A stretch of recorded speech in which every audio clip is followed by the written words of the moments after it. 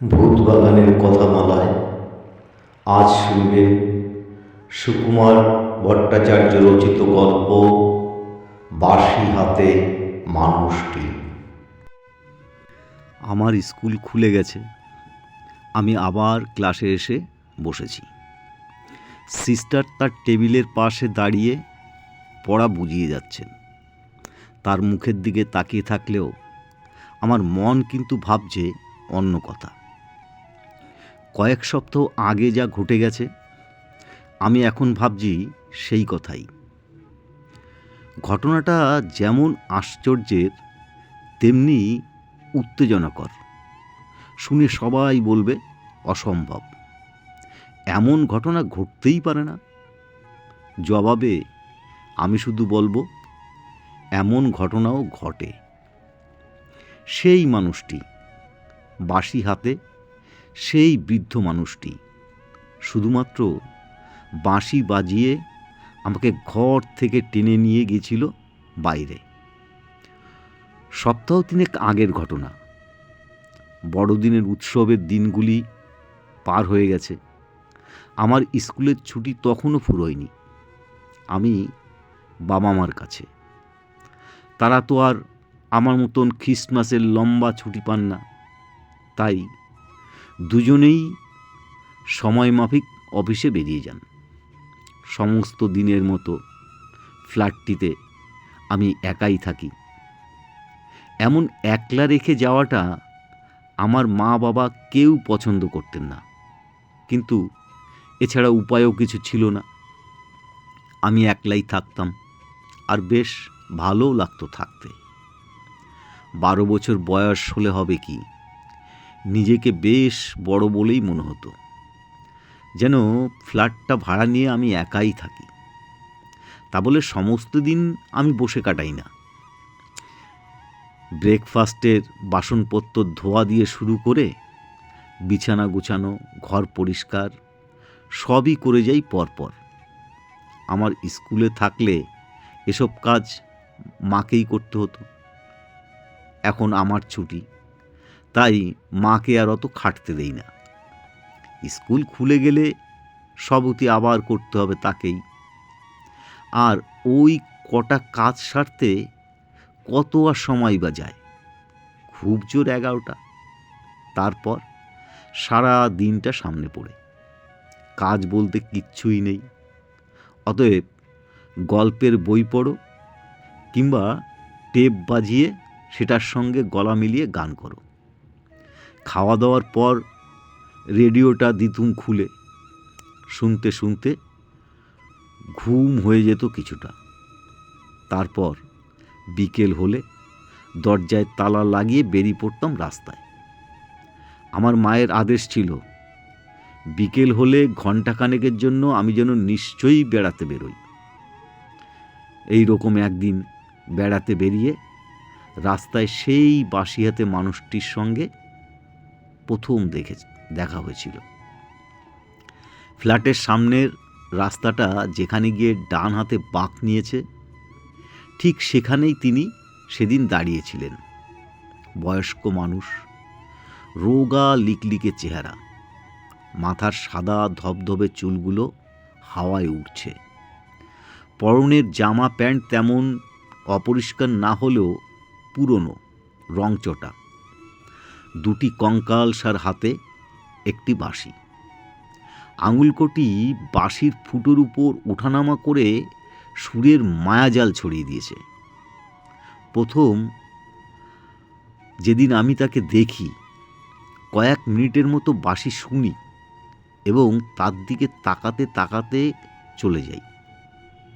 কি জানি কেন আমার খুব লজ্জা করছিল তার দিকে তাকিয়ে থাকতে। দ্বিতীয় তৃতীয় দিনেও তাই। কিন্তু 4 দিনের দিন আমি আর চলে যেতে পারিনি। সাহস করে তার সামনে গিয়ে দাঁড়িয়েছিলাম। সেদিন আবার বৃষ্টি পড়ছিল। একে শীত, তাই আবার বৃষ্টি। পথচারীরা যার যা আছে গায়ে মাথায় মুড়ি দিয়ে তড়িঘড়ি ছুটে চলেছেন। যাদের মাথায় ছাতা তারাও তেমন কেউ ধীর পদে নয়। শুধু বাঁশি হাতে মানুষটি মোড়ের বাঁকিয়ে দাঁড়িয়ে আপন মনে বাঁশি বাজাচ্ছেন, আর আমি সামনে দাঁড়িয়ে শুনছি। একসময় তিনি থামলেন, হাসি হাসি মুখে তাকালেন আমার দিকে। এমন গভীর মনকাড়া চাউনি যে এভাবে কেউ কোনোদিন তাকায়নি আমার দিকে, তা বলতে পারি। অস্বস্তি বোধ করলাম। তারপরেই মনে হলো একটি বয়স্ক মানুষের পক্ষে এভাবে তাকানোটাই হয়তো স্বাভাবিক। উনি আমায় দেখছেন, আমিও তাকিয়েছি ওর দিকে। বৃষ্টি ঝরছে গুড়ি গুড়ি। এক সময় আমি পা বাড়ালাম বাড়ির দিকে। যেতে যেতে পিছু ফিরে তাকালাম। তিনি তখনও সেখানে দাঁড়িয়ে তাকিয়েছেন আমার দিকে। হঠাৎ আমি খুব জোরে ছুট লাগালাম বাড়ির দিকে। বাঁশিটা আবার বেজে উঠল। বাড়ির সামনাসামনি হয়ে আবার তাকালাম সেদিকে। দেখি মানুষটি ঠিক আগের জায়গায় দাঁড়িয়ে আপন মনে বাঁশিতে ফু দিয়েছেন। তার সম্বন্ধে মা বাবাকে কিছুই বললাম না। কেন বলিনি বলতে পারবো না। ইচ্ছে করে যে গোপন করেছি এমনও নয়। ব্যাপারটা বলার মতন কিছু নয় বলেই বোধহয় আমি বলিনি। পরের দিন ঠিক সময় আমি আবার বেরোতে যাব। ভারী অবাক কাণ্ড। মনে হলো বেরোনোর থেকে আমি যেন তাকেই দেখতে যাচ্ছি। এই ভাবটাই আমাকে পেয়ে বসল। আগের দিনের লাজুক ভাবটা তো ছিলই না, বরং বেশ আনন্দ লাগছিল তার কাছে যেতে। কিছুটা হাঁটার পর তাকে দেখতে পেলাম রাস্তার বাঁকে পুরনো জায়গাটিতে দাঁড়িয়ে। আগের দিনের মতো আবহাওয়া সেদিন খারাপ ছিল। গুড়ি গুড়ি বৃষ্টি তো ছিলই। তাছাড়া তিনি যেখানে দাঁড়িয়ে সেখানে পায়ের নিচে বেশ কিছুটা জলও জমেছে। একটু কাছাকাছি হতেই বাঁশির স্বর কানে এলো। পাখির গানের মতো সুর ভেসে বেড়াচ্ছে বাতাসে।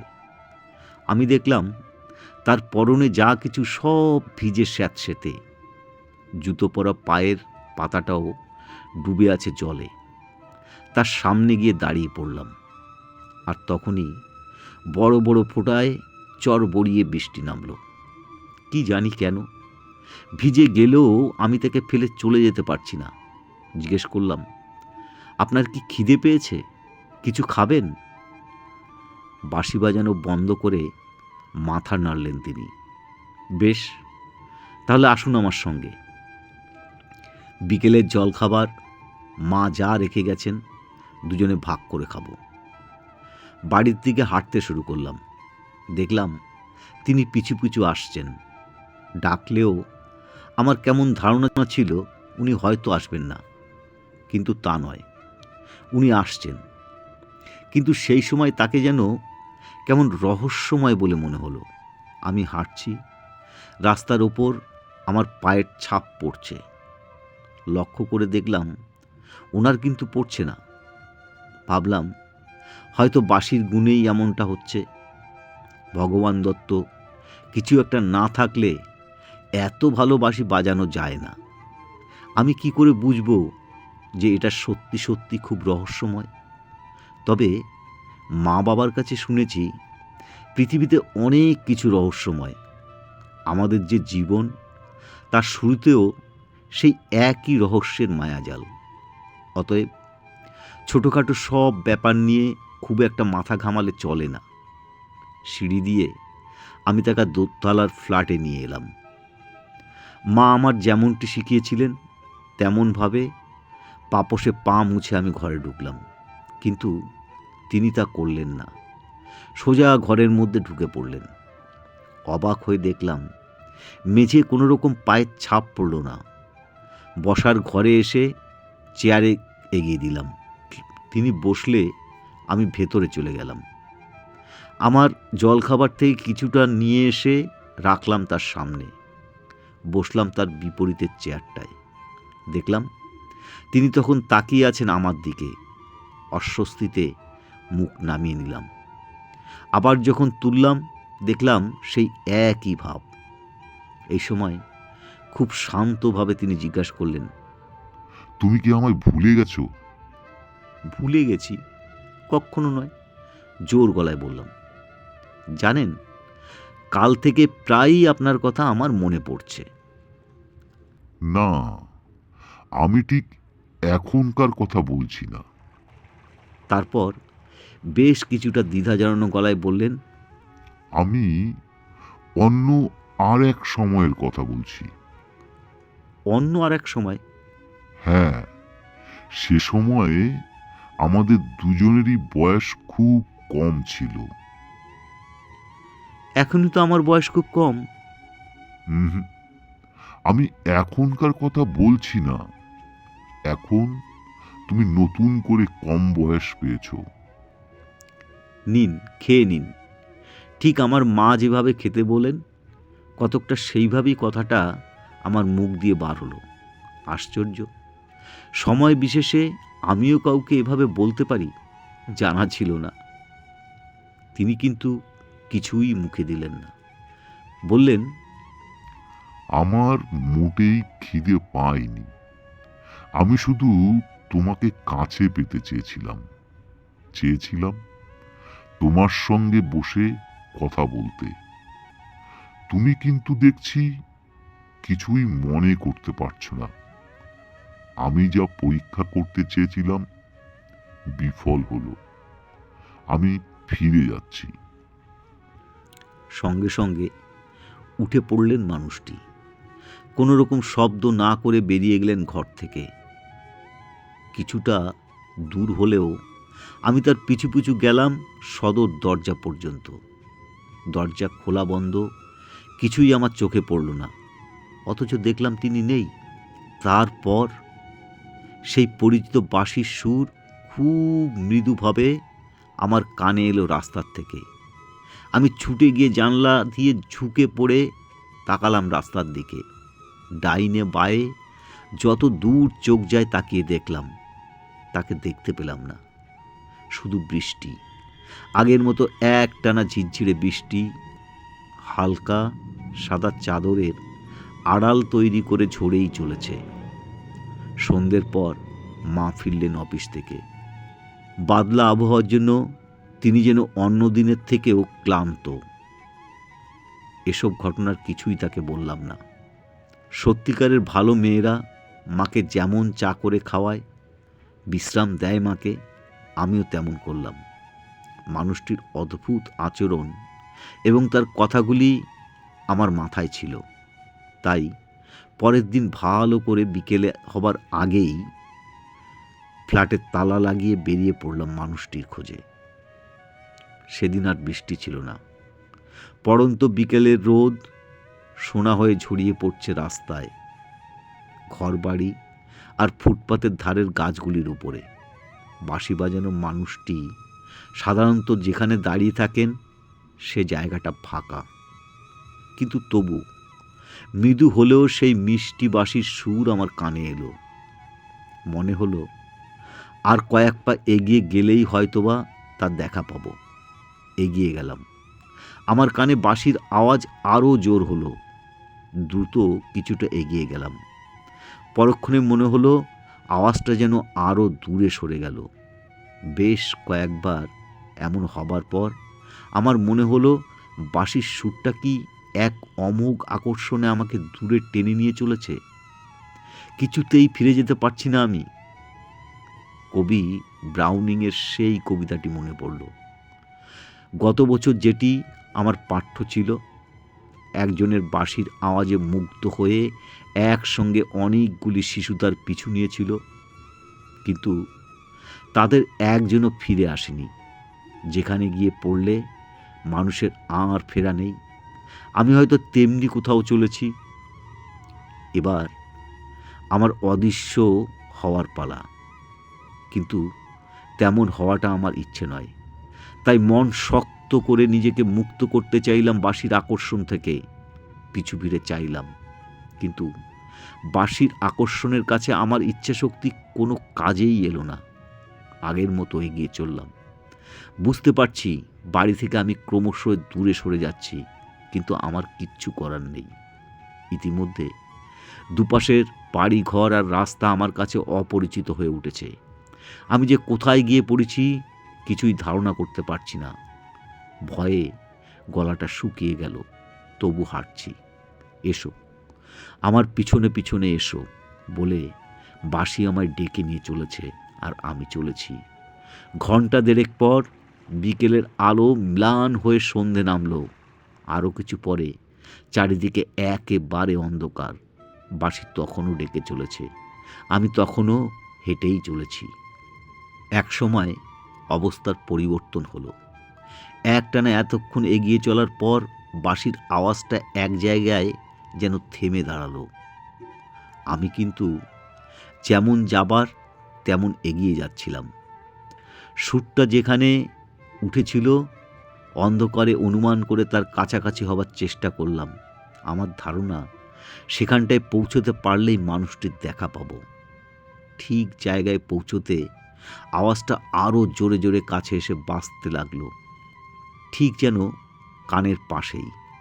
কিন্তু অন্ধকারে খুব কিছু একটা চোখে পড়ল না, শুধু আবছা একমাথা সাদা ধবধবে চুল আর মিটমিট করে জ্বলা গভীর দুটি চোখ। এই সময় বাঁশির আওয়াজটা থেমে গেল। আমার সম্মোহন ভাবটা কেটে গেল সঙ্গে সঙ্গে। তারপর মনে হলো জায়গাটা কি ঠান্ডা, হাত পাগুলো যেন জমে যাচ্ছে, যাকে বলে চলাফেরার শক্তিরহিত অবস্থা। কিন্তু তার চেয়েও বড় কথা, তখন রাত্রির হয়ে গেছে। মা বাবা আমায় দেখতে না পেয়ে দারুণ ব্যস্ত হয়ে পড়েছেন। আর একথা মনে হতেই আমার পাগল হওয়ার দশা। অস্থির হয়ে উঠলাম। উপায় কিছু একটা খুঁজে বার করতেই হবে। সামনের যে বাড়িটায় বাঁশির আওয়াজটা মিলিয়ে গেছিল সেটার সামনে গিয়ে দাঁড়ালাম। অন্ধকার হাতে কলিং বেলটায় চাপ দিলাম। একটু পরে আলো জ্বলে উঠল ভেতরে। দরজায় এক মহিলার মুখ দেখা গেল। বললেন, কে? আমি। কিন্তু তারপরে কথাগুলো বলতে গিয়ে আমার গলা কেঁপে গেল। তবু কোনো রকমে বললাম, অন্ধকারে রাস্তা হারিয়ে সেই সন্ধ্যে থেকে ঘুরছি, জানি না আমি এখন কোথায়। এদিকে শীতে দারুণ কষ্ট হচ্ছে, দয়া করে আমায় যদি। কথা শেষ হবার আগেই দরজা পুরোপুরি খুলে গেল। মিষ্টি গলায় মহিলা বললেন, আহারে, এসো এসো, ভেতরে এসো। ভেতরে গিয়ে মহিলার ওপর আমার চোখ পড়ল। আমার মার বয়সের এক সুন্দরী মহিলা। পাশের ঘরে তার স্বামী ছিলেন। ডেকে বললেন, শুনছো? তাড়াতাড়ি এসো, দেখো একটি বাচ্চা মেয়ে এই ঠান্ডায় রাস্তা হারিয়ে দরজায় এসে দাঁড়িয়েছে। হাত ধরে একটা সোফায় নিয়ে গিয়ে বসালেন তিনি। এই সময় পাশের ঘর থেকে এক ভদ্রলোক বেরিয়ে এলেন। এক মুখ হেসে জিজ্ঞাসা করলেন, কি ব্যাপার, রাস্তা ভুল হয়েছে নিশ্চয়ই? আমি উত্তর দেব কি? অবাক হয়ে তার মুখের দিকে তাকিয়ে আছি। একটি মানুষের সঙ্গে আরেকটি মানুষের যে এতখানি মিল হতে পারে ভাবতেই পারি না। বাঁশি বাজানোর সেই বয়স্ক মানুষটি ঠিক একটি অল্প বয়সী সংস্করণ। ঠিক সেই চোখ, সেই নাক, তার মতো অতটা না হলেও লম্বা দোহারার চেহারা, শুধু মাথার চুলগুলি কালো আর গায়ের চামড়া টান টান। সঙ্গে সঙ্গে সকল রহস্যের সমাধান হয়ে গেল আমার কাছে। সেই বয়স্ক মানুষটি নিশ্চয়ই এর বাবা। আর এখানে এ বাড়ির দরজায় এসে যখন বাঁশির আওয়াজ থেমেছে তখন সে নিশ্চয়ই এ বাড়িতে থাকেন। আমি যে তার পিছু পিছু এসেছি এটা হয়তো তিনি টের পাননি। সব ঘটনা সহজভাবে বললাম সামনের ভদ্রলোককে। সব শেষে বললাম তিনি নিশ্চয়ই এই বাড়িতেই থাকেন। শুনে মুখটা যেন কেমন হয়ে গেল ভদ্রলোকের। মহিলা অস্ফুটে কি যেন বললেন, কিছু টের পেলাম না। পরেই খুব খুঁটিয়ে দেখার মতন করে আমার দিকে তাকিয়ে রইলেন। অনেক পরে ভদ্রমহিলা বললেন, তুমি একটু জিরিয়ে নাও, আমি ততক্ষণে একটু গরম দুধ করে আনি। ভদ্রলোকের মুখের দিকে তাকিয়ে বললেন, তুমি তোমার আলোয়ানটা বরং ওর গায়ে জড়িয়ে দাও, বেচারা এখনো কাঁপছে থরথর করে। দ্রুত ভদ্রমহিলা বেরিয়ে গেলেন ঘর থেকে। আমি বললাম, আপনাদের দুজনকে কিন্তু একই রকম দেখতে, তিনি কি এ বাড়িতে থাকেন না? কোনো উত্তর দিলেন না ভদ্রলোক। আমার খুব খারাপ লাগলো। বোধহয় অসঙ্গত কিছু জিজ্ঞাসা করে ফেলেছি, তাই সামলে নেবার চেষ্টা করলাম। এ ব্যাপারটা কি খুব গোপনীয়? তা যদি হয় তাহলে আমাকে নিয়ে ভাববার কিছু নেই। ওর সম্বন্ধে আমি কাউকে কিছু বলবো না। না, গোপন কিছু নয়। ম্লান হাসি ফুটে উঠল ভদ্রলোকের মুখে। আন্তরিকভাবে আলোয়ানটা আমার গায়ে জড়িয়ে দিতে দিতে বললেন, কিন্তু তুমি এখানে এলে কি করে? আমি তো আগেই বলেছি, বাঁশির আওয়াজে পিছু পিছু হাঁটতে হাঁটতে এসে পড়েছি। আচ্ছা, উনি কি আপনার বাবা? ঠিক আপনার মতো দেখতে। আমার বাবা একসময় এই বাড়িতে থাকতেন। গত বছর এই মে মাসে তিনি মারা গেছেন। তাহলে? একটু থেমে বললাম, সেই মানুষটি নিশ্চয়ই এ বাড়িতে থাকেন না, থাকা সম্ভব নয়। যদিও তখনও পর্যন্ত আমি কাঁপছি শীতে, তবু ওই রহস্যময় মানুষটির ভাবনা আমার মাথায়। মনে পড়ল গতকালের ব্যাপারটা। মানুষটি যখন আমাদের ফ্ল্যাট থেকে বেরিয়ে যান, তখন তার কোনো পায়ের ছাপ পড়েনি মাটিতে। এমনকি দরজা জানলাগুলো পর্যন্ত খোলা বন্ধ হয়নি। তাছাড়া আমার দিকে তাকিয়ে থাকার সময় চোখ দুটিতে যে জলজল ভাব দেখেছিলাম, সেটা কতকটা গল্পের বইয়ে পড়া অন্য কোনো জগতের মতো। তাহলে ভয়ে ভয়ে জিজ্ঞেস করলাম, আচ্ছা, তিনি কি বাঁশি বাজাতেন? আমি আপনার বাবার কথা জিজ্ঞেস করছি। হ্যাঁ, তার পেশাই ছিল বাঁশি বাজানো। তবে বয়স হয়ে যাওয়ার দরুন ইদানিং কোনো প্রতিষ্ঠান বা অনুষ্ঠানে যেতে পারতেন না। বিকেলের দিকে বেড়াতে বেরিয়ে এমনি রাস্তার ধারে দাঁড়িয়ে বাঁশি বাজাতেন। টাকা পয়সার জন্য নয়, সেটা বুঝতেই পারছো। উদ্দেশ্য শুধু মানুষকে শোনানো। আমি বা আমার স্ত্রী অনেক বারণ করেছি, কথা কানে নেননি। গ্রীষ্ম বা বর্ষা, আবহাওয়া যেমনই হোক, তিনি ঠিক বাঁশিটি হাতে নিয়ে বেরিয়ে পড়তেন বাড়ি থেকে। ওই বয়সে এমনি করা তার উচিত ছিল না, ফলে যা হবার তাই হলো। ঠান্ডা লাগিয়ে বিছনা নিলেন। একেবারে নিউমোনিয়া, মারাই গেলেন শেষ পর্যন্ত। আর আজ তুমি বলছো তুমি নাকি তাকে দেখেছো, পিছু পিছু হেঁটে চলে এসেছো এই বাড়িতে। একটু থামলেন ভদ্রলোক। কিছুক্ষণ আমার দিকে অপলক থেকে বললেন, ভালো করে ভেবে তারপর জবাব দাও। সত্যি কি আমার মতন দেখতে কোনো বয়স্ক পুরুষকে এই বাড়িতে ঢুকতে দেখেছো? আমি বললাম, দেখুন, ভূত আমি বিশ্বাস করি না। আমি জোর দিয়ে বলতে পারি মানুষটি এই বাড়িতেই ঢুকেছেন। ভদ্রলোক চুপ করে রইলেন। আমি আমার অনুভূতির ব্যাপারটা আরও ভালো করে তাকে বোঝাবার জন্য বললাম, কি জানি কেন ওই বাঁশির সুর আমার কানে গেলেই মনটা কেমন হয়ে ওঠে। না হলে ভেবে দেখুন না, এখান থেকে আমার বাড়ি কত দূর, অথচ একা তার পিছু পিছু চলে এসেছি। আচ্ছা, সে সুর কি আপনি একটুও শুনতে পাননি? বিমর্ষভাবে মাথা নাড়লেন ভদ্রলোক। পেয়েছি, খুব মৃদুভাবে আমি সেটা শুনতে পাই, কিন্তু আমার স্ত্রী একেবারে শুনতে পারেন না। আপনি তার ছেলে, আপনার ভেতরে একটা যোগাযোগ আছে। শুনলে শুনতে পারেন, কিন্তু আমি কেন? আমার শুনতে পাওয়ার কি কারণ থাকতে পারে? এ প্রশ্ন তুমি করতে পারো। দাঁড়াও, আমার বাবা যখন ছোট ছিলেন, সেই বয়সে তার বোনের সঙ্গে তোলা একটা ছবি তোমায় দেখাচ্ছি। ভদ্রলোক উঠে গেলেন। বইয়ের আলমারি থেকে একটা অ্যালবাম নিয়ে এসে বসলেন আমার পাশে। পাতা উল্টে একটা ছবি ধরলেন আমার সামনে।